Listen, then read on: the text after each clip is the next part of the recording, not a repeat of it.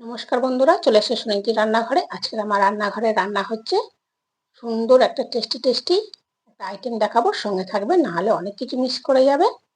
এটা আমরা বলি লিশি আমরা। এবার তোমরা কমেন্ট করে বলবে তোমরা কি বলো। এই আমরা সুন্দর টক করে দেখাবো।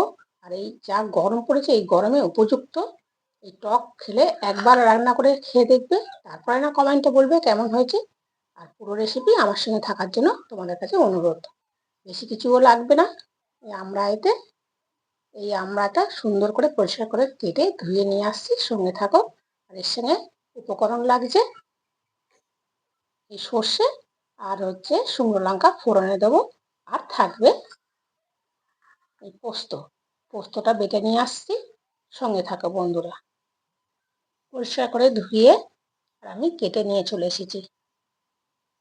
পোস্তটাও সুন্দর করে বেটে নেওয়া হয়েছে। গ্যাস জ্বালিয়ে দেওয়া হয়েছে, গ্যাসের ওপরে কড়া বসানো হয়েছে, তাতে অল্প তেলও দেওয়া হয়েছে। তেলটাও গরম হয়ে এসেছে। এবার তেলেতে এই শুকনো লঙ্কা আর সর্ষেটা ফোড়ন দিয়ে দিচ্ছি। এটা সুন্দর করে ভাজা ভাজা করে নেব। আর এরকম যদি নিত্য নতুন রেসিপি দেখতে চাও, তাহলে আমার চ্যানেলটাকে একটা লাইক একটা সাবস্ক্রাইব করতে ভুলবে না। এবারে আমড়াটা দিয়ে দিচ্ছি। আমি অল্প আমড়া দিয়েছি, তোমরা যে যেরকম আমড়া পাবে সেরকমভাবে পোস্তটা দেবে। সুন্দর করে ভাজা ভাজা করে নিচ্ছি, সঙ্গে থাকো। ভাজা ভাজা হয়ে গেছে, নুন দিয়ে দিচ্ছি। এত সুন্দর, এত দুর্দান্ত খেতে হয়, তোমরা একবার খেয়ে দেখবে। আমি তো এই গরমেতে আমার খুব ভালো লাগে এই টক খেতে। আর খুব ভালো লাগে বলে তাই তোমাদের কাছে তুলে ধরলাম। একটু হলুদ দিয়ে দিচ্ছি। হলুদ দিয়ে ভালো সুন্দর করে নাড়াচাড়া হয়ে গেছে, হলুদ গন্ধটাও নেই। এবারে পোস্তটা দিয়ে দিলাম। সুন্দর করে নাড়াচাড়া করা হয়েছে। এবারে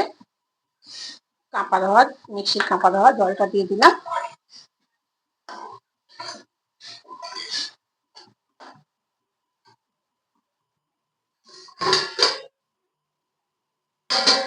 দেখো এবার হয়ে গিয়েছে।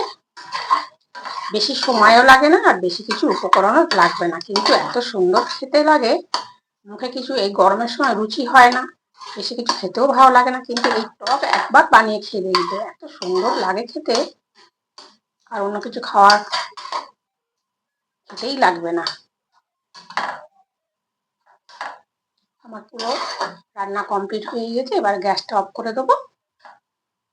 এই গরম গরম ভাতে আর এই গরম গরম আমরা টক একবার বাড়িতে বানিয়ে খেয়ে দেখবে, এত সুন্দর, এত দুর্দান্ত খেতে হয়।